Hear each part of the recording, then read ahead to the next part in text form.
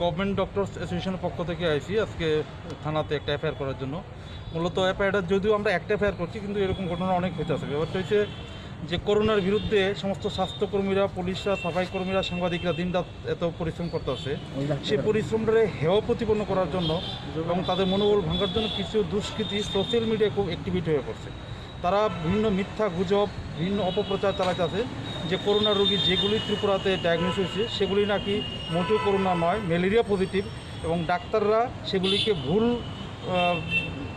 রুগীরে corona বলে প্রমাণিত করে এসে চিকিৎসা করতেছে, যে কারণে আমাদের ডাক্তারদের এবং সমস্ত স্বাস্থ্যকর্মীদের সামাজিকভাবে খুব হেনস্থার শিকার হইতে হইতেছে। আমরা খুব অপমানিত বোধ করতেছি যে আমরা যেখানে এত মন প্রাণ দিয়ে দিনরাত পরিশ্রম করতেছি, সে আমরা এই পরিশ্রমটারে এমনভাবে অপমান করা এবং মনোবল ভাঙা, সেটা একটা জঘন্যতম অপরাধ।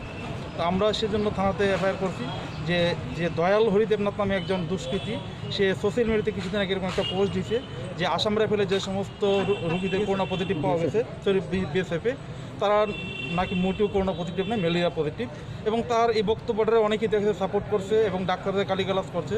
তা আমরা এফআইআর করছি ওই লোকটারে যাতে অচিরেই গ্রেপ্তার করা হয় এবং তার বিরুদ্ধে যথাযোগ্য শাস্তি প্রয়োগ করা হয় এবং সে একটা দৃষ্টান্ত স্থাপন করা হয় যাতে ভবিষ্যতে অন্য কোনো দুষ্কৃতী এবং সেরকম অলস মস্তিষ্কের লোক এরকম করার সাহস না পায়। তাতে দেশের এবং সমাজের ক্ষতি হয়, মানুষের মধ্যে ভুল বার্তা যায়। আপনার নাম আর ডেজিগনেশনটা? আমি ডক্টর রাজেশ চৌধুরী, আমি অল ত্রিপুরা গভর্নমেন্ট ডক্টর অ্যাসোসিয়েশনের জেনারেল সেক্রেটারি। আমার একটু জ্ঞান, আপনার নামটা? আমার নাম ডক্টর রাজেশ চৌধুরী। আর যে তার যে পোস্ট করে এখানে